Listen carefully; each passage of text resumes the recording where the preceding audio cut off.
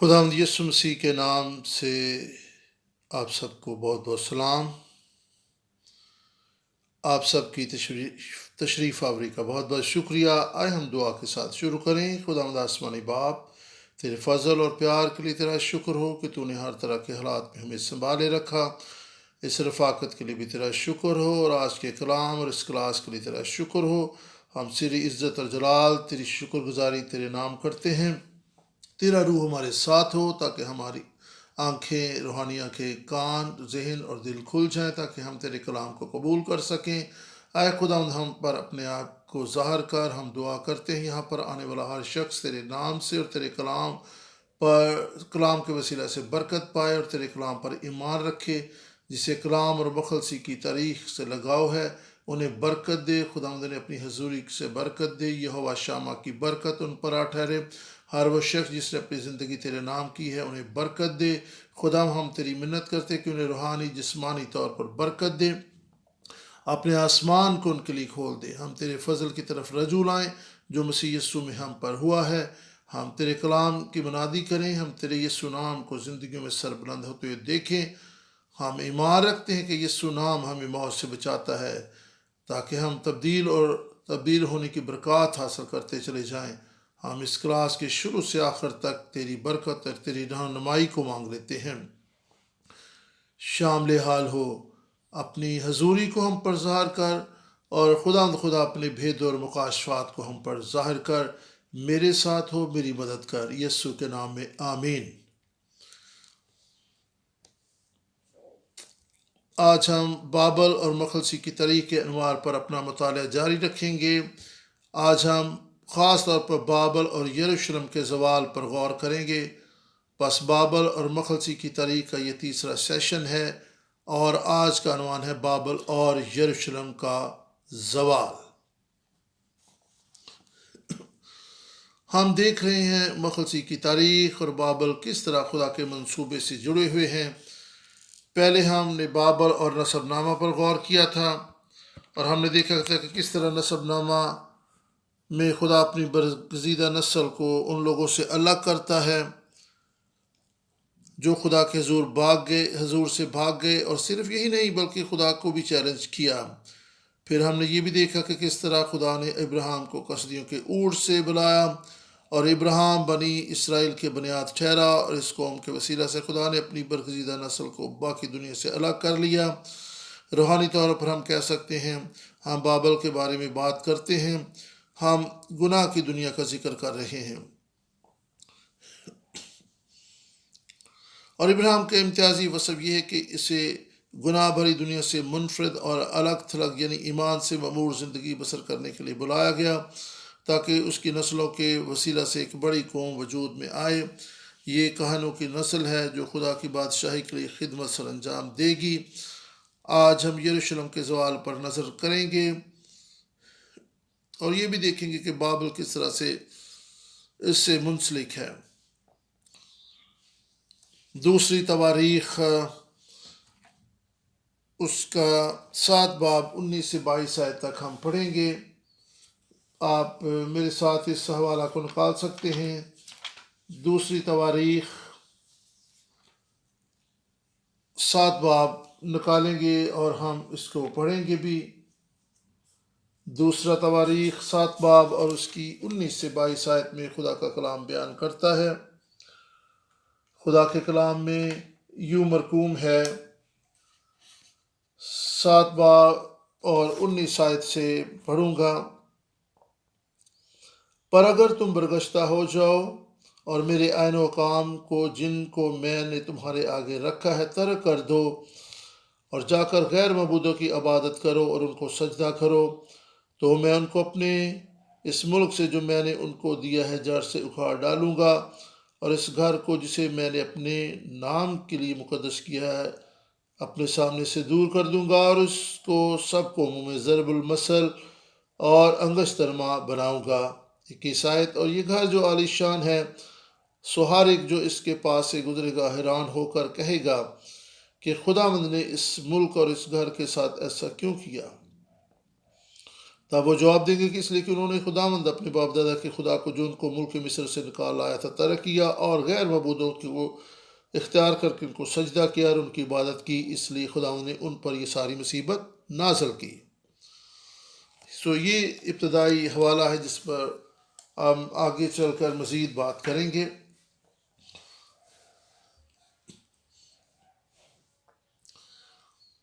بس ہمارا ابتدائی حوالہ یہی ہے، خدا کی اپنے لوگوں کو اپنے کلام کے تعلق سے آگاہی، تنبیہ اور خبرداری ہے۔ ہیکل کی تعمیر کے آغاز ہی سے یہ نبوت تھی کہ ہیکل تباہ و برباد کر دی جائے گی، لوگ خدا کے عین و کام پر قائم نہ رہ سکیں گے، اس کے نتیجہ میں لوگ اسیری میں جائیں گے۔ بس آج یروشلم اور مخلصی کی تاریخ پر غور کریں۔ عبرانی زبان میں یروشلم کا معنی ہے امن اور سلامتی کا شہر یا بنیاد۔ سلامتی اور امن کے لیے عبرانی زبان کا لفظ شالوم استعمال ہوا ہے، حتیٰ کہ سلیمان کے نام کا معنی بھی سلامتی ہے۔ عبرانی زبان میں سلیمان کا تلفظ شلومو ہے۔ یروشلم کی اہمیت یہ ہے کہ اس سے یہ ایسی جگہ، یہ شہر ہے جسے خدا نے اپنے گھر یعنی ہیکل کی تعمیر کے لیے چن لیا تھا۔ پس اگر ہم دوسری تواریخ کو دیکھیں، 3 باب 1 آیت، سلیمان نے یروشلم میں ہیکل تعمیر کا سلسلہ شروع کیا، یعنی کوہ موریا یہ وہ جگہ ہے جہاں پر خدا سلیمان کے باپ داؤد پر ظاہر ہوا تھا۔ دوسری تواریخ 3 باب اور 1 آیت کو ہم پڑھ سکتے ہیں۔ یہاں پہ خدا کے کلام میں لکھا ہے، اور سلیمان یروشلم میں کوہ موریا پر جہاں اس کے باپ داؤد نے رویت دیکھی تھی، اسی جگہ جسے داؤد نے تیاری کر کے مقرر کیا، یعنی ارنان یبوسی کے کھلیان میں خداوند کا گھر بنانے لگا۔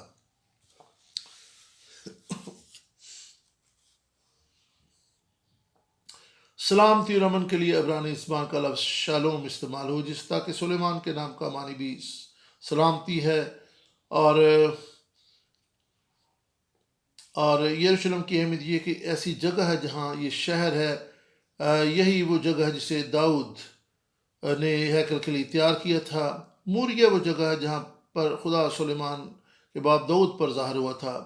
دراصل اس نے مردم شماری کی تھی اور وہ متکبر ہو گیا تھا اور اپنی ترقی اور کارناموں پر فخر کرنے لگا تھا، یعنی داؤد، اور اس سلسلہ میں اس نے خدا کو یاد نہ رکھا۔ خدا کو یہ صورتحال دیکھ کر بہت تشویش ہوئی، اس نے اسرائیل کو شکست دی اور پھر اسرائیل پر عذاب نازل ہوا۔ داؤد نے بھی اپنے کی سزا پائی، پھر اس نے توبہ کی اور وہ یبوسی ارنان کے کھیت میں گیا، اس نے کوہ موریا کے مقام پر مذبح بنایا، اور یوں داؤد کو اس کے گناہ کی سزا ملی، اور یہ جگہ طے پا گئی کہ یہاں پر خدا کی ہیکل تعمیر کی جائے گی۔ پہلی تواریخ کی 21 باب میں ہم اس طریق کو دیکھ سکتے ہیں۔ ہم دیکھتے ہیں کہ یروشلم میں یعنی کوہ موریا کے مقام پر ہیکل کی جگہ ہے۔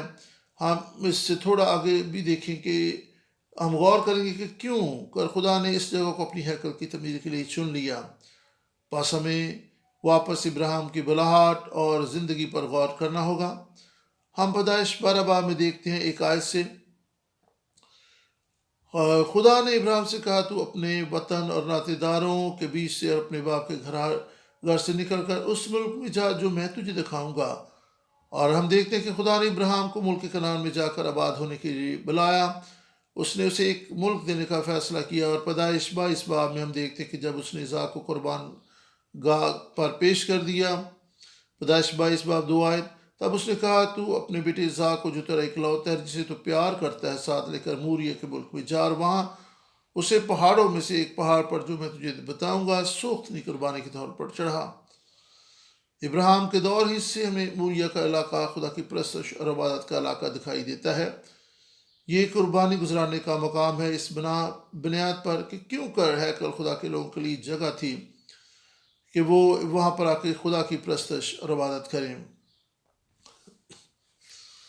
عبرانیوں 11 باب 8 سے 10 آیت میں لکھا ہے، ابراہیم نے ایمان سے جب بلایا گیا تو اس ملک کی طرف چل پڑا جسے وہ میراث میں لینے والا تھا، گویا غیر ملک سے ہے، حالانکہ اسے علم نہیں تھا کہ وہ کس منزل کی طرف بڑھ رہا ہے۔ ایمان ہی سے اس نے ملک معودہ میں اس طرح مسافرانہ طور پر بدو باش اختیار کی، اور اسحاق اور یعقوب سمیت جو اس کے ساتھ اسی کے وعدہ کے وارث تھے خیموں میں سکونت کی، کیونکہ وہ اس پائیدار شہر کا امیدوار تھا جس کا معمار اور بنانے والا خدا ہے۔ جب آپ عبرانیوں وغیرہ باب کو جو کہ ایمان کا باب ہے پڑھنا جاری رکھتے ہیں تو یہ بیان کرتا کہ ان سب وعدوں کی تکمیل ان کی زندگی میں نہ ہوئی، بلکہ ہم ان وعدوں کی تکمیل کے منتظر ہیں۔ پس انہیں یہ سب برکات نہ ملی بلکہ وہ ان کے منتظر ہے۔ ان کا ایمان یہ تھا کہ سب کچھ ہوگا، لیکن یہ سب کچھ ان کی زندگی میں حقیقت نہ بن سکا۔ یہ بہت عام نکتہ ہے، کیونکہ مخلصی کی ساری تاریخ یہ ہے کہ کس طرح خدا درجہ بدرجہ سارے منصوبے کو آگے بڑھاتا ہے، اور ان وعدوں کو منصوبے کو خدا یسوع مسیح میں پورا کرتا ہے۔ پس ہم دیکھ رہے ہیں کہ بنیاد ابراہیم کے دور میں پڑ گئی تھی، جس کے وسیلہ سے بنی اسرائیل وعدوں کے وارث ہوئے۔ خدا نے وعدہ کی سرزمین عطا کی۔ اب ہم موسیٰ کی زندگی پر غور کریں گے، کس طرح خدا نے اپنی مرضی کو اس کے وسیلہ سے آگے بڑھایا۔ خروج 6 باب 8 آیت میں لکھا ہے، میں تمہیں اس ملک میں لاؤں گا جس کا وعدہ میں نے ابراہیم اور اسحاق اور یعقوب سے قسم کھا کر کیا تھا، اور میں اسے تیری میراث کے طور پر دوں گا۔ میں خداوند ہوں۔ یہ خروج سے پہلے کی بات ہے، یعنی ملک مصر سے نکلنے سے پہلے کی بات۔ خدا نے فرمایا میں یہ سب کچھ کرنے والا ہوں۔ خروج کے بعد ہم خدا کے منصوبے کے بارے میں مزید اور کچھ بھی دیکھتے ہیں۔ ہم یہ منصوبہ خیمہ اجتماع کے وسیلہ سے بھی دیکھتے ہیں۔ خروج 25 باب 8 آیت، اور وہ میرے لیے ایک مقدس بنائیں تاکہ میں ان کے درمیان سکونت کروں۔ اب ہم خدا کی مرضی سے متعلق تھوڑا تفصیل کے ساتھ دیکھیں گے۔ خدا یہی تو چاہتا ہے، وہ ہمارے درمیان سکونت کرے گا۔ وہ خود کو ہم پر کس طرح ظاہر کرنا چاہتا ہے؟ خیمہ اجتماع کے وسیلہ سے، یعنی اپنی ہیکل کے وسیلہ سے۔ خیمہ اجتماع کو بنانے کا حکم خدا نے از خود دیا تھا، لیکن جب وقت گزرتا گیا خدا کا خیمہ اس کی شریعت سے منسلک ہو گیا۔ عبادت کا طریقہ کار سبھی کو شریعت میں بیان کر دیا گیا۔ ہم استثنا 12 باب اس کی پہلی آیت سے 5 آیت تک دیکھیں گے۔ اس کے بعد استثنا 12 باب بھی ہم مزید تفصیل کے ساتھ پڑھیں گے 5 آیت سے، جب تک تم دنیا میں زندہ ہو تم احتیاط کر کے انہی احکام پر اس ملک میں عمل کرنا جسے خدا تیرے باپ داؤد کے خدا نے تجھ کو دیا ہے، تاکہ تو اس پر قبضہ کرے۔ وہاں تم ضرور ان سب جگہوں کو نیست نبود کر دینا جہاں جہاں وہ قومیں جن کے تم وارث ہوگے اونچے اونچے پہاڑوں اور ٹیلوں پر اور ہر درخت کے نیچے اپنے دیوتاؤں کی پوجا کرتی تھیں۔ تم ان کے مذبحوں کو ڈھا دینا اور ان کے ستونوں کو توڑ ڈالنا اور ان کی سیرتوں کو آگ لگا دینا اور ان کے دیوتاؤں کی کھودی ہوئی مورتوں کو کاٹ کر گرا دینا اور اس جگہ سے ان کے نام تک کو مٹا ڈالنا۔ سو خدا نے انہیں کہا کہ جس جگہ وہ جائیں اس جگہ کو بتوں سے، ناراستی کے کاموں سے پاک صاف رکھیں، کیونکہ یہ وہ جگہ تھی جسے خدا نے اپنے لیے چن لیا تھا۔ اس کے بعد آپ خروج 6 باب 8 آیت کو دیکھ سکتے ہیں۔ دوسرا سموئیل 7 باب 10 آیت کو بھی دیکھیں۔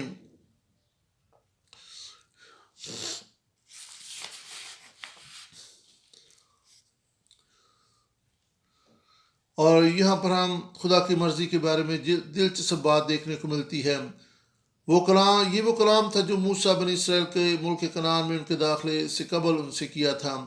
یہاں پر ہم خدا کی مرضی کے بارے میں دیکھتے ہیں۔ جب وہ ملک کنعان میں داخل ہوئے تو ان کے پاس تو خیمہ اجتماع پہلے سے تھا۔ خیمہ یہ تو ایک شامیانہ ہوتا ہے، یعنی ابھی وہ وعدہ کی سرزمین میں آباد نہیں ہوئے تھے۔ یہاں پر خدا کیا کہہ رہا ہے؟ اب میں اپنا نام قائم کرنے کے لیے ایک جگہ کا چناؤ کروں گا، وہاں تم میرے طالب ہونا۔ اس وقت تک لوگوں کو علم نہیں تھا کہ وہ کون سی جگہ ہے۔ انہیں یہ معلوم تھا اور یقینی طور پر معلوم تھا کہ کچھ ہونے والا ہے، بس اس جگہ کی تلاش میں رہے۔ اور یہ کب ہوا؟ جی ہاں، داؤد کے زمانہ میں یہ بات پائے تکمیل کو پہنچی۔ دوسرا سموئیل 7 باب میں ہم 10 سے 13 آیت میں دیکھ سکتے ہیں، داؤد خدا کے خیمہ پر نگاہ کرتا ہے اور وہ پکار اٹھتا ہے، خدا کیوں کر خیمہ میں رہے جبکہ میں نے اپنے لیے تو گھر بنا لیا؟ میں کیوں کر گھر میں رہوں اور خدا خیمہ میں؟ پس داؤد کے دل میں یہ بات تھی کہ وہ خدا کے لیے گھر بنائے۔ 10 سے 13 آیت، ہم پڑھتے ہیں، اور میں اپنی قوم بنی اسرائیل کے لیے ایک جگہ مقرر کروں گا اور وہاں ان کو جماؤں گا تاکہ وہ اپنی ہی جگہ بسیں اور پھر ہٹائے نہ جائیں، اور شرارت کے فرزند ان کو پھر دکھ نہ دینے پائیں گے جیسے پہلے ہوتا تھا اور جیسا اس دن سے ہوتا ہے جب سے میں نے حکم دیا کہ میری قوم اسرائیل پر قاضی ہوں، اور میں ایسا کروں گا کہ تجھ کو تیرے سب دشمنوں سے آرام ملے۔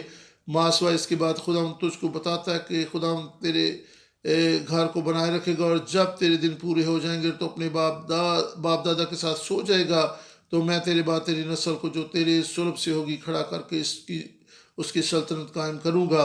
وہی میرے نام کا ایک گھر بنائے گا اور میں اس کی سلطنت کا تخت ہمیشہ کے لیے قائم کروں گا۔ پس خدا یہ کہہ رہا ہے کہ وہ بنی اسرائیل کو آباد کرے گا۔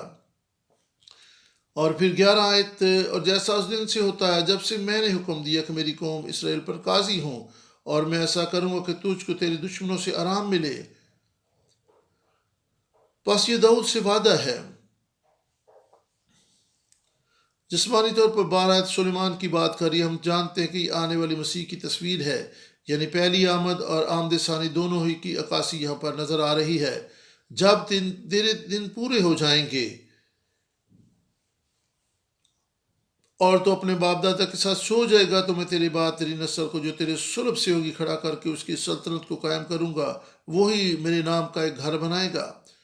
جسمانی لحاظ سے یہ آیت سلیمان کی بات کر رہی ہے، لیکن ہمیں معلوم ہے کہ یہ آیت دراصل آنے والی مسیح کی پہلی اور آمد ثانی کا ذکر کر رہی ہے۔ دوسرا سیموئیل 7 باب 13 آیت، ان نسلوں کے تعلق سے ہے، وہ میرے نام کے لیے گھر بنائے گا، اس کا تخت ہمیشہ کے لیے قائم کروں گا۔ اور یہاں پر بھی ہمیں سلیمان کے تعلق سے نہیں بلکہ ایک اور شخصیت کی طرف اشارہ ملتا ہے، کیونکہ سلیمان کا تخت تو ہمیشہ قائم نہ رہا۔ یہ خاص نسل ہے، خدا کے گھر کے لیے ایک چنیدہ فرزند، جس نے خدا اور اس کے نام کے لیے گھر بنایا تھا، جس نے اسرائیل کی سلطنت کو قائم کرنا تھا۔ پس رفتہ رفتہ ہم دیکھتے ہیں کہ داؤد کے دور میں اسرائیل کی تاریخ میں ایک معزز قابل حکمران سمجھا جاتا تھا۔ خدا داؤد کے ساتھ عہد قائم کرتا ہے، تیرے ہاں ایک ایسا فرزند ہوگا جو میرے لیے گھر بنائے گا، اس کی سلطنت قائم رہے گی۔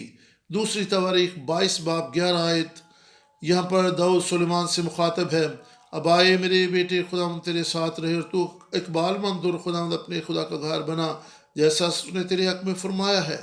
پہلی تواریخ 23 باب 25 آیت، کیونکہ داؤد نے کہا کہ خداوند اسرائیل کے خدا نے اپنے لوگوں کو آرام دیا ہے اور وہ ابد تک یروشلم میں سکونت کرے گا۔ اس وقت ہم ہیکل کی تعمیر کے لیے منصوبہ سازی کر رہے ہیں۔ یہ بالکل واضح ہے کہ خدا نے یروشلم کا چناؤ کر لیا۔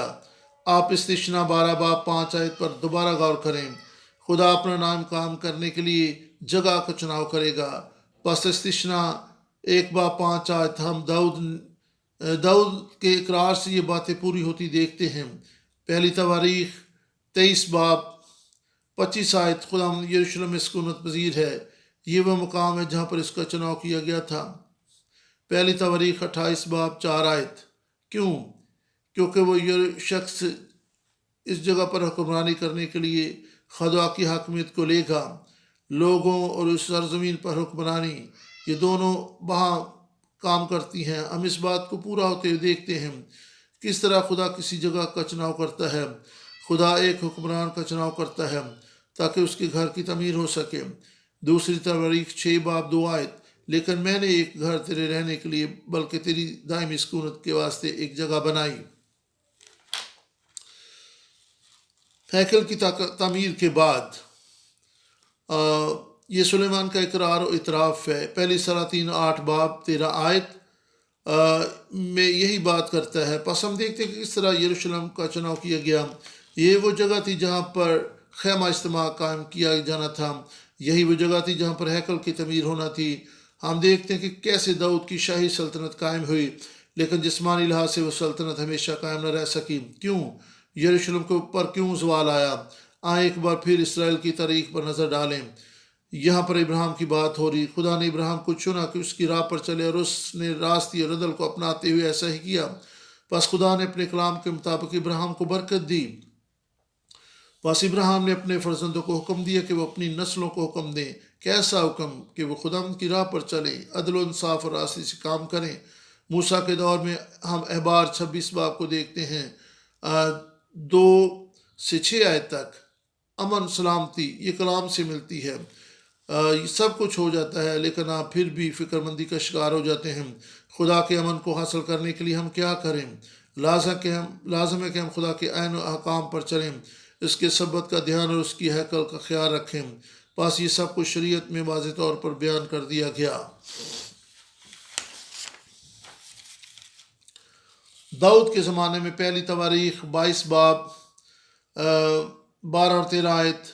اب خداوند تجھے عقل اور دانائی بخشے اور اسرائیل کی بابت تیری ہدایت کرے تاکہ تو خداوند اپنے خدا کی شریعت کو مانتا رہے، تب تو اقبال مند ہوگا، بشرطے کہ تو ان آئین و حکام پر جو خداوند نے موسیٰ کو اسرائیل کے لیے دے دیے احتیاط کر کے عمل کرے۔ سو ہمت باندھ اور حوصلہ رکھ، خوف نہ کر، ہراساں نہ ہو۔ یہاں پر ہم ایک بار پھر شرطیہ جملہ دیکھتے ہیں، اگر تو یہ کرے گا تو یہ ہوگا۔ خدا کیا کرے گا؟ اگر تو احتیاط سے خدا کے حکموں پر عمل کرے گا تو یہ خوشحالی اور کامیابی حاصل ہوگی۔ مضبوط ہو، حوصلہ رکھ، خوف نہ کر۔ پس ہم دیکھتے ہیں کہ بنی اسرائیل کو خدا کی شریعت پر عمل پیرانا تھا، اس کے عین و احکام کو ماننا تھا اور ان کے مطابق زندگی بسر کرنا تھی۔ اگر وہ ایسا نہ کرتے تو پھر کیا؟ احبار 26 باب 14 سے 15 آیت۔ اگر تم میری نہ سنو اور ان سب حکموں پر عمل نہ کرو اور میری شریعت کو ترک کرو اور تمہاری روحوں کو میرے فیصلوں سے نفرت ہو اور تم سب میرے سب حکموں پر عمل نہ کرو بلکہ میرے عہد کو توڑو، اور پھر 16 آیت، تو میں بھی تمہارے ساتھ اس طرح پیش آؤں گا کہ دہشت اور تپدق اور بخار کو تم پر مقرر کر دوں گا، اور جو تمہاری آنکھوں کو چوپٹ کر دیں گے اور تمہاری جان کو گھلا ڈالیں گے، اور تمہارا بیج بونا فضول ہوگا کیونکہ تمہارے دشمن اس کی فصل کھائیں گے۔ اگر تم میرے عین و کام کو نہ مانے تو یہ سب کچھ تجھ پر واقع ہوگا۔ استثنا 28 باب، اور دیکھیں یہ کس قدر بڑا ہے، اس حوالہ کو ذہن میں رکھیں۔ استثنا 28 باب 15 سے 68 آیت تک۔ لیکن اگر تو ایسا نہ کرے کہ خداوند اپنے خدا کی بات سن کر اس کے سب احکام اور آئین پر جو آج کے دن میں تجھ کو دیتا ہوں احتیاط سے عمل کرے تو یہ سب لعنتیں تجھ پر نازل ہوں گی اور تجھ کو لگیں گی۔ لعنتیں کیا ہیں؟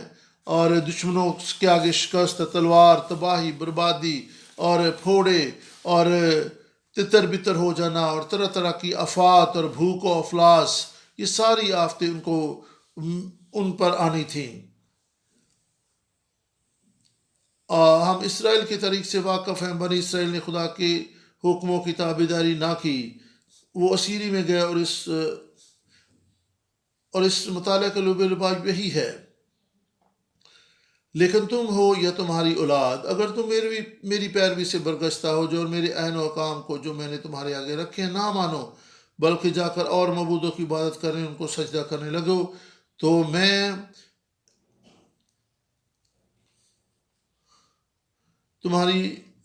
اسرائیل کو اس ملک سے جو میں نے ان کو دیا کاٹ ڈالوں گا۔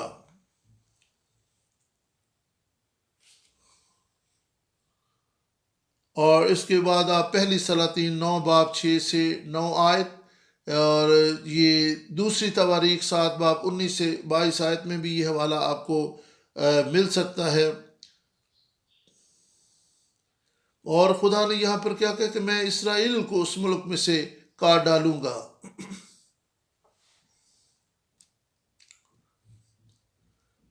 اور تو پھر ہم دیکھ سکتے ہیں کہ اس میں کوئی تعجب کی بات نہیں کہ یروشلم کو تباہ کر دیا گیا، ہیکل گرا دی گئی اور پورا شہر جلا کر رکھ دیا گیا۔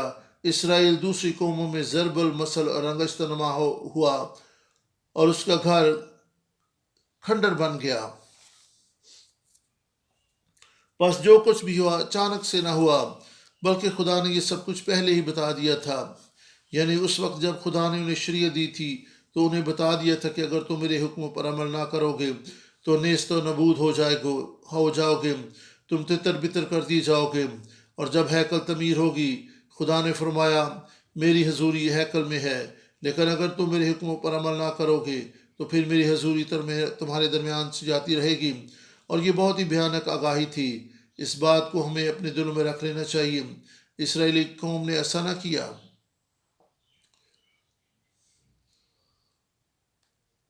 اور دوسری تواریخ 36 باب 15 سے 17 آیت تک آپ پڑھ سکتے ہیں۔ تو یہاں پہ ہمیں خدا کا ترس اور پیار نظر آتا ہے۔ خدا مہیب ہے، جی ہاں وہ ہے۔ ہو سکتا ہے کہ بہت سے لوگ کہیں خدا تو اپنے لوگوں کے لیے بہت سی شرطیں مقرر کر رہا ہے۔ غیر مشروط محبت کے تعلق سے یہ کیا چیز ہے؟ اگر تم میری فرما برداری کرو تو میں تمہارے ساتھ اچھا سلوک کروں گا، اگر تم میری نافرمانی کرو گے میں تم پر لعنت کر کے تمہیں برباد کر دوں گا۔ میرا مطلب ہے کہ شرائط کی تعریف یہ ہے، لیکن ہم شرائط کی اصطلاحات میں اس کے بارے میں خیال نہیں رکھ سکتے۔ بس خدا کے لوگ ہوتے ہوئے ہمیں ان کی نافرمانی، بت پرستی میں پڑ جانے اور شریعت کو توڑنے پر خدا نے کہا کہ اس نے اپنے نبیوں کو ان کے پاس بار بار بھیجا، کیونکہ وہ اپنے لوگوں کے لیے ترس سے بھرا ہوا تھا۔ نہ صرف اسے اپنے لوگوں پر ترس آیا بلکہ اس جگہ کے تعلق سے بھی جسے اس نے اپنی عبادت کے لیے چن لیا تھا غور کر رہا تھا۔ خدا کے لوگوں اور ہیکل کا آپس میں ایک تعلق تھا۔ نبیوں کے بار بار ان کے پاس آ کر تنبیہ کرنے کے جواب میں ان کا رد عمل کیسا تھا؟ وہ مسلسل خدا کے پیغمبروں کی تصدیق کرتے رہے، انہوں نے اس کے نبیوں کا مذاق اڑایا، انہوں نے اس کے کلام کی تحقیر کی، پھر خدا کا قہر ان پر بھڑکا اور کوئی چھڑانے والا نہ تھا۔ یہیں سے بابل منظر عام پر آتا ہے۔ اپنے لوگوں کے اس رویہ اور طرز عمل کی بنا پر خدا نے ان کے خلاف کسدیوں کے بادشاہ کو کھڑا کر دیا۔ یہ بابل ہے۔ اس نے ان کے جوانوں کو تلوار سے قتل کیا، اسے ان کے جوانوں اور کوہانیوں پر کچھ ترس نہ آیا، نہ ہی بوڑھوں پر اس نے رحم کیا۔ گناہ کا یہی مسئلہ ہوتا ہے، گناہ ہماری بربادی کا سامان کرتا ہے، گناہ ہمیں اسیری میں لے جاتا ہے۔ بابل ہمارے اوپر مسلط ہوتا ہے تو گناہ کی وجہ سے ہوتا ہے۔ اور حاصل کلام کیا ہے؟ یروشلم کو امن کی بنیاد کہا گیا، لیکن بابل کے لوگوں نے اس کے ساتھ کیا کیا؟ لیکن بابل کے لوگوں نے یروشلم کو برباد کیا۔ ہمارے درمیان سے امن کی بنیاد جاتی رہی۔ یسایہ 48 باب 22 آیت کے مطابق شہر میں کوئی امن و مان نہیں۔ یسایہ 48 باب 2 آیت کے مطابق ہمارے پاس امن و سلامتی کا کوئی شہر نہیں۔ یسایہ 57 باب 21 آیت شریروں کے لیے سلامتی نہیں۔ اور جب ہم شریروں کے بارے میں سوچتے ہیں جو کہ مسیحی نہیں ہیں، ہمارے ذہن میں وہ لوگ آتے ہیں جو خدا پر ایمان نہیں رکھتے بلکہ اسے برا بھلا کہتے ہیں۔ یرمیہ نبی کیا کہتا ہے؟ ماتم والے گھر میں داخل نہ ہو۔ خدا میں یوں فرماتا ہے، میں نے اپنی سلامتی ان سے دور کر لی ہے، میری شفقت ان پر سے جاتی رہے۔ یرمیہ کے دور میں اسے رونے والا نبی کہا جاتا تھا، کیونکہ جو کچھ یروشلم پر ہوا وہ اس ظلم و ستم پر بہت دکھی تھا۔ وہ نوحہ کرتا رہا، وہ لوگوں کو تسلی دینا چاہتا تھا، لیکن خدا نے کیا کہا؟ انہیں تسلی نہ دو، ان کے لیے سلامتی نہ چاہو، کیونکہ خدا نے سلامتی کو ان کے درمیان سے اٹھا لیا ہے۔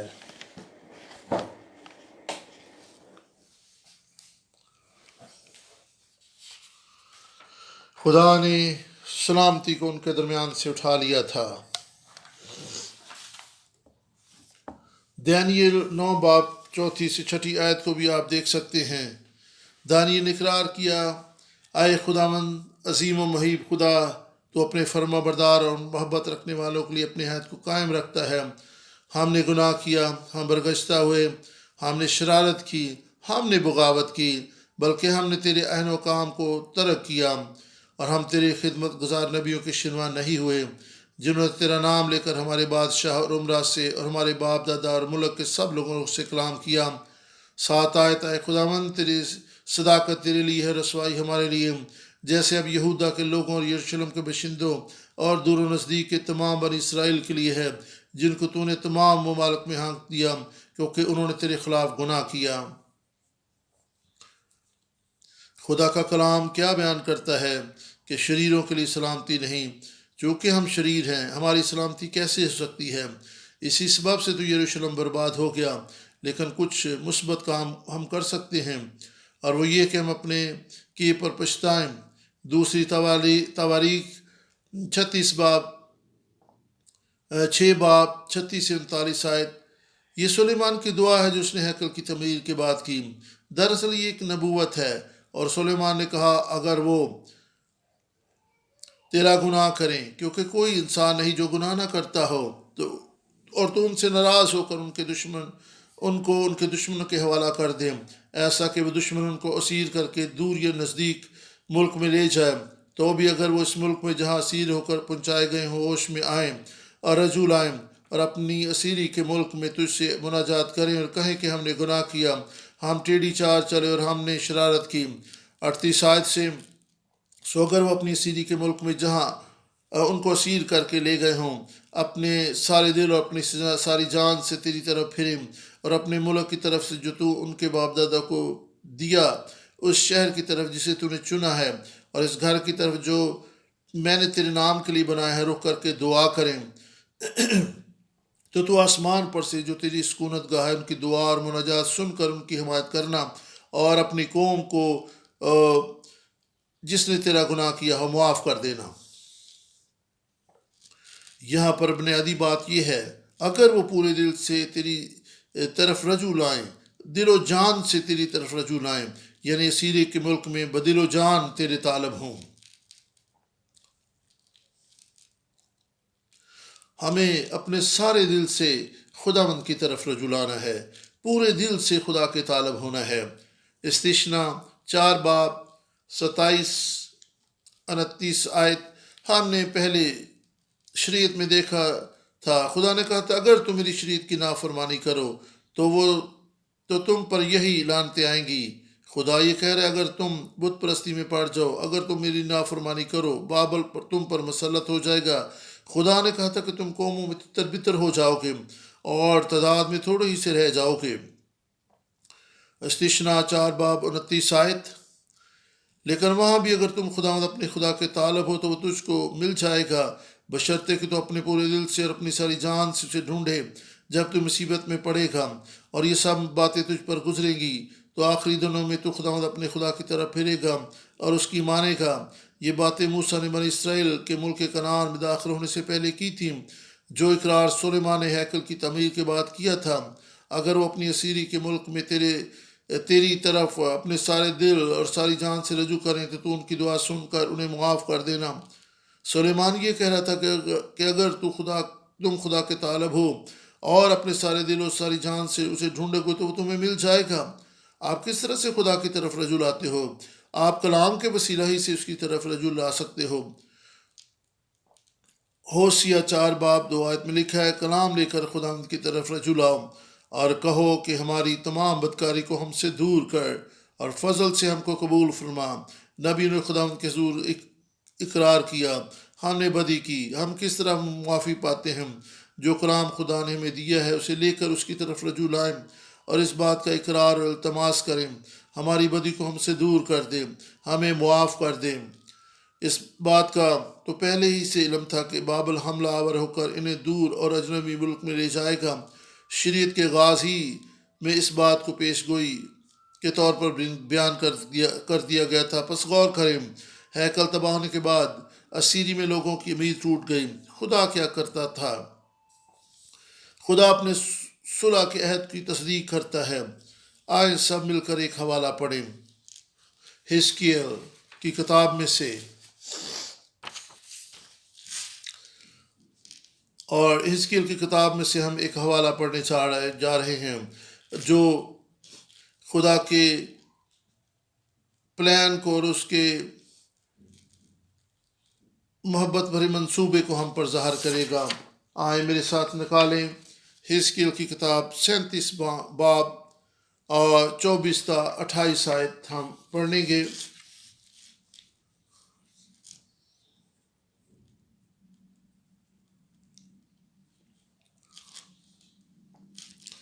اور میرا بندہ داؤد بادشاہ اگر ان سب کا ایک ہی چرواہا ہوگا اور وہ میرے احکام پر چلیں گے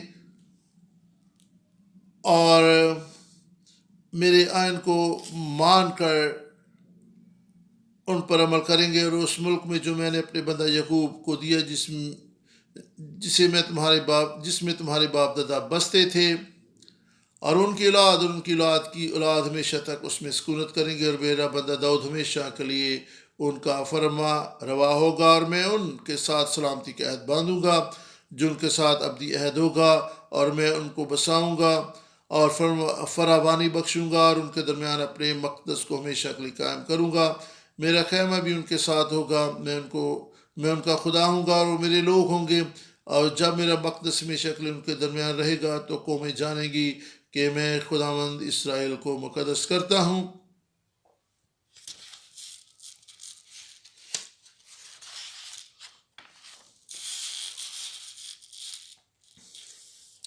خدا نے اپنے لوگوں کو کس بات کا حکم دیا تھا؟ میرے عہد و احکام کو ماننا۔ اگر ایسا نہیں کرو گے تو کیا واقع ہوگا؟ آپ نیست و نابود ہو جاؤ گے، تم اسیری میں جاؤ گے۔ یہ گھر جو تم نے تعمیر کیا ہے میری نظروں سے دور کر دیا جائے گا۔ جو کچھ ہوا خدا کے کلام کے مطابق ہی ہوا۔ خدا کے کلام میں کیا لکھا ہے؟ میرا خادم داؤد بادشاہ ہوگا، ایک ہی چرواہا ہوگا۔ یہ بھی اصل میں مسیح کے بارے میں ہی کہا گیا، یہ آنے والے مسیح کا عکس ہے۔ اور وہ آ کر کیا کرے گا؟ شریعت کیا فرماتی ہے؟ وہ شریعت جو تم نے توڑی تھی، اب اس پر عمل کرو گے، تم وعدہ کی سرزمین میں واپس جاؤ گے۔ داؤد تمہارا بادشاہ ہوگا اور صلح اور سلامتی کا عہد اس کے ساتھ قائم ہوگا۔ یاد رکھیں، یروشلم امن و سلامتی کی بنیاد ہے۔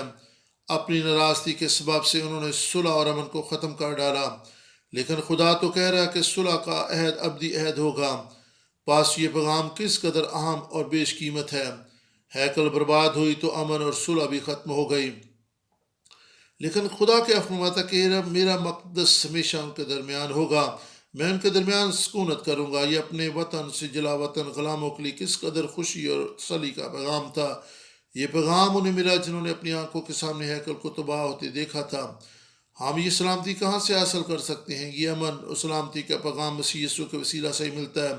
لوگ بطور قوم اپنی شناخت کھو چکے تھے، ان کی بادشاہی ختم ہو گئی تھی۔ یہ بالکل واضح تھا کہ انہوں نے خدا کی شریعت پر کان نہیں لگایا، انہوں نے نبیوں کے کلام پر کان نہیں دھرا تھا۔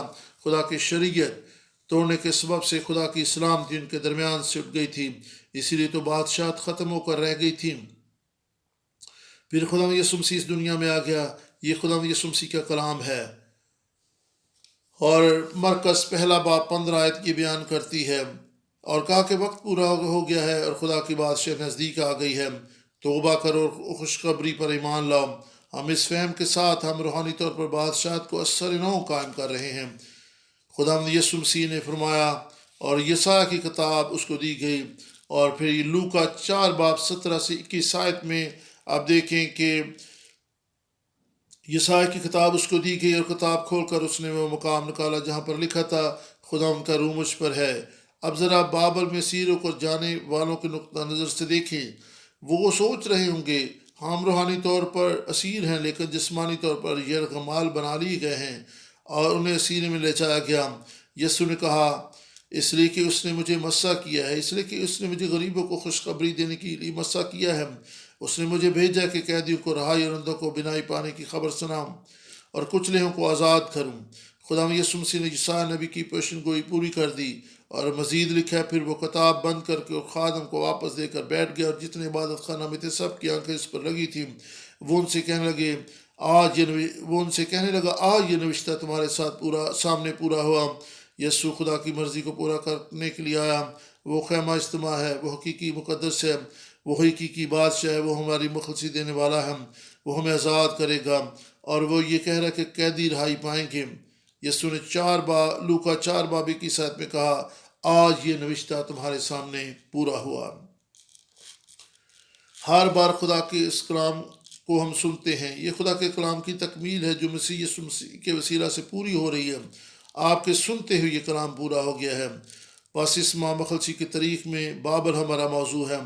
جب یسایا نے اس تعلق سے نبوت کی تو اس نے کہا کہ لوگ بابل کی اسیری میں جائیں گے لیکن ایک دن وہ آزاد ہو جائیں گے۔ خدا یسوع مسیح نے یسایا کی اس پیشن گوئی کو پڑھا اور کہا کہ لوگ آزاد ہوں گے۔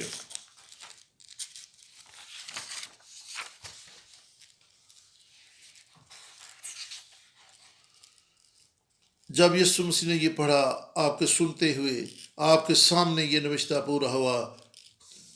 جب یسوع لوگوں کے سامنے کھڑا تھا، اس نے کہا یہ نوشتہ پورا ہوا۔ یہ کس قدر مبارک بات ہے۔ یسوع سلامتی اور امن ہے۔ اس کا بدن برباد کر دیا گیا، لیکن وہ مردوں میں سے جی اٹھا، اور اس کے مردوں میں سے جی اٹھنے کے وسیلہ سے ہماری خدا کے ساتھ ابدی صلح ہو گئی ہے۔ ہم اس بات کو ذہن میں رکھتے ہوئے افسیوں 2 باب 13 سے 18 آیت سے یہ نتیجہ اخذ کرتے ہیں۔ افسیوں 2 باب 13 سے 18 آیت کو ہم پڑھیں گے۔ مگر تم جو پہلے دور تھے، اب مسیح یسوع میں مسیح کے خون کے سبب سے نزدیک آگے ہو، کیونکہ وہی ہماری صلح ہے، جس نے دونوں کو ایک کر لیا اور جدائی کی دیوار کو جو بیچ میں تھی ڈھا دیا۔ چنانچہ اس نے اپنے جسم کے ذریعہ سے دشمنی یعنی شریعت جس کے حکم ضابطوں کے طور پر تھے موقوف کر دی، تاکہ دونوں سے اپنے آپ کو ایک نیا انسان پیدا کر کے صلح کرا دے، اور صلیب پر دشمنی کو مٹا کر اس کے سبب سے دونوں کو ایک تن بنا کر خدا کے ساتھ ملائے۔ اور اس نے آ کر تمہیں جو دور تھے اور انہیں جو نزدیک تھے دونوں کو صلح کی خوشخبری دی، کیونکہ اسی کے وسیلہ سے ہم دونوں کی ایک ہی روح میں باپ کے پاس رسائی ہوتی ہے۔ اس حوالہ پر تھوڑا غور و خوض کرنے اور اس کا جائزہ لینے کی ضرورت ہے۔ ہم خدا کی شریعت اور اس کے عہد و احکام کے تعلق سے بات کرتے ہیں۔ اگر آپ نافرمانی کریں گے آپ کو سزا ملے گی، اگر آپ فرما برداری کریں گے آپ کو برکت ملے گی، اور گناہ کی سزا موت ہے۔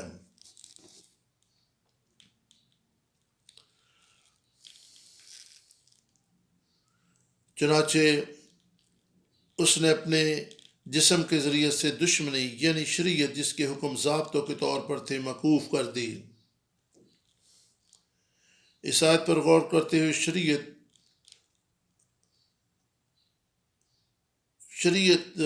خدا کے ساتھ خدا کا تعارف کرواتی ہے۔ شریعت از خود دشمنی ہے، اور ایک لحاظ سے یہ ہے بھی، کیونکہ شریعت ہمیں بتاتی ہے کہ اگر شریعت کی عدولی کریں تو آپ کو سزا ملے گی، اگر شریعت توڑیں گے تو مریں گے، اور اس شریعت کی سزا یسوع نے اپنے اوپر لے لی اور مر گیا۔ یہ سزا ہمیں ملنی چاہیے تھی، لیکن یہ سزا یسوع نے اپنے اوپر لے لی۔ جب سزا کا تقاضا پورا ہو گیا جس کے وسیلہ سے ہماری خدا کے ساتھ صلح ہو گئی، کیوں ایک قرض تھا جس کی ادائیگی ہو گئی، پس مسیح یسوع کی موت کے وسیلہ سے یہ کیا مسیح کی موت نے کیا کام سر انجام دیا؟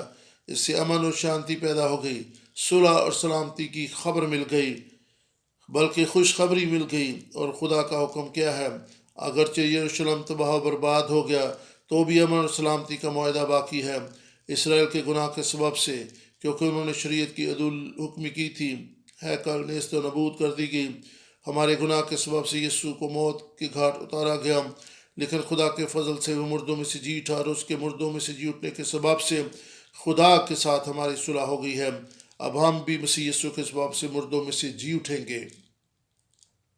مسیح یسوع کے وسیلہ سے ہماری خدا کے ساتھ صلح ہو گئی ہے، اور خدا کے ساتھ ہمارا ایک رشتہ بحال ہو گیا ہے، اور یہ ہے مسیح کی صلیب کا کام جو ہماری زندگیوں میں کام کرتا ہے، جس کی بنا پر ہم نئی یروشلم میں داخل ہوں گے۔ اس کے ساتھ ہی ہمارا آج کا سبق اختتام پذیر ہوتا ہے۔ آپ کی تشریف آوری کا بہت بہت شکریہ۔ میرا ایمان ہے کہ بابل کے کردار کو خدا کے وسیلہ کے طور پر سمجھنے سے آپ اس کے کلام کو اپنی زندگی میں پورا کریں گے، یعنی یہ وہ جگہ جہاں پر ہمیں رہنا نہیں بلکہ اس سے باہر آنا ہے، ہمیں اسیری سے باہر نکلنا ہے۔ انسان اپنے گناہ کے سبب سے سزا پاتا ہے، جس طرح بابل کے لوگوں نے اپنے ناراض کاموں کے سبب سے خدا کی عدالت اپنے اوپر بلائی۔ انسان گناہ کے سبب سے ہی سزا پاتا ہے۔ خدا نے اپنی شریعت میں جو کہا تھا وہ ہماری زندگی میں پورا ہوا، یعنی گناہ کی عدالت اور اس کی سزا۔ اس صورتحال میں ہم مسیح یسوع کے وسیلہ سے خدا کے فضل کو دیکھتے ہیں۔ اس نے ہمارے گناہ کو ہمارے بوجھ کو اپنے اوپر لے لیا، ہماری سزا برداشت کی، اور اس کی موت اور جیتنے کے وسیلہ سے ہمیں قانونی طور پر فتح حاصل ہو گئی۔ مجھے امید ہے کہ جس طرح مسیح یسوع نے اسیروں کی رہائی کا انتظام کیا، ہم سبھی محسوس کرتے کہ ہم آزاد ہو چکے ہیں۔ لازم کہ ہم اپنے آپ کو مصلوب کر دیں تاکہ اس کے مردوں میں سے جی اٹھنے کے سبب سے ہم زندہ ہو جائیں۔ ہم آسمان کی طرف نگاہ کریں اور اپنے روحانی شہر کی طرف دیکھیں، روحانی بادشاہی کی طرف دیکھیں۔ آسمانی باپ اور خدا کی طرف ہم نے دیکھا یروشلم کی ہیکل بابل کا واپس میں کیا یروشلم کی ہیکل اور بابل کا آپس میں کیا تعلق بنتا ہے۔ خاص پر ان پیغامات کو اپنے ذہن میں رکھیں۔ خواب کیسے بھی حالات اور واقعات سے گزر رہے ہیں، ایک حقیقی تعمیر ہیکل کی تعمیر ہونے والی ہے، اور ہم اس ہیکل میں خدا کے جلال کو دیکھیں گے۔ آئیں ہم اپنے سروں کو خداوند کے حضور میں جھکائیں اور خداوند کے حضور میں دعا کریں، اور خداوند کے حضور میں اس کلام کو اپنی زندگی میں لینے کے لیے خداوند سے حکمت دانائی مانگیں، اور خداوند سے کہیں کہ وہ ہمیں برکت دے اور اس کلام کے مطابق اپنی پہچان اور ذات اقدس میں بڑھنے کا مکاشفہ دے، اور ہم اس کی محبت میں مضبوط ہوتے چلے جائیں اور مسیح یسوع میں جو برکات ہمیں ملی ان کو سمجھیں۔ آئے ہم دعا کریں۔ آسمانی باپ، تیری محبت کے لیے تیرے شکر گزار ہیں۔ ہم شکر گزار ہیں کہ تو نے خدا یسوع مسیح کے لہو کے وسیلہ سے ہمیں گناہوں کی معافی بخشی ہے جو اس نے صلیب پر بایا تھا۔ اگرچہ ہماری بدکاریوں نے ہمیں تجھ سے دور رکھا، خواہ ہم نے بھی تیرے خلاف بغاوت کی، تیرے کلام پر کان نہ لگایا اور تیرے عین و احکام کو نہ مانا، ہمارا مقدر تو موت تھا، لیکن ہم شکر گزاری کرتے ہیں کہ تیرے فضل سے مسیح یسوع نے ہماری جگہ لے لی اور ہماری سزا کو برداشت کیا۔ ہم دعا کرتے ہیں کہ جس طرح یسوع نے قیدیوں کی رہائی کا اعلان کیا تھا، ہم بھی مسیح یسوع میں ویسی آزادی اور رہائی کا تجربہ کریں۔ یسوع نے حکم دیا تھا کہ انجیل کے پیغام کو دنیا کی قوموں کے پاس لے جائیں، ہم بھی اس طرح سے غریبوں، قیدیوں اور لڑچاروں تک اس پیغام کو لے جائیں۔ روحانی بابل میں پھنسے لوگوں کو آزادی کا مژدہ دے تاکہ وہ تیری ہیکل میں آ کر تیری پرستش اور عبادت کر سکیں، یروشلم کی طرف رخ کرنے والے بن جائیں اور تجھ میں امن اور صلح کے پیغام کو قبول کر لیں۔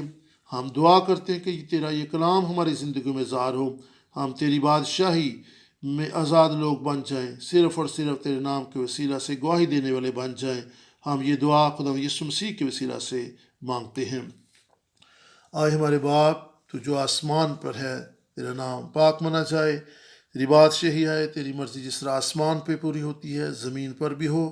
ہمارے روز کی روٹی آج ہمیں بخش دے، جس طرح ہم اپنے قصوروں کو معاف کرتے ہیں تو ہمارے قصور ہیں معاف کر، ہمیں آزمائش میں نہ لا بلکہ برائی سے بچا، کیونکہ بادشاہی، قدرت، جلال ہمیشہ تیرے ہیں، آمین۔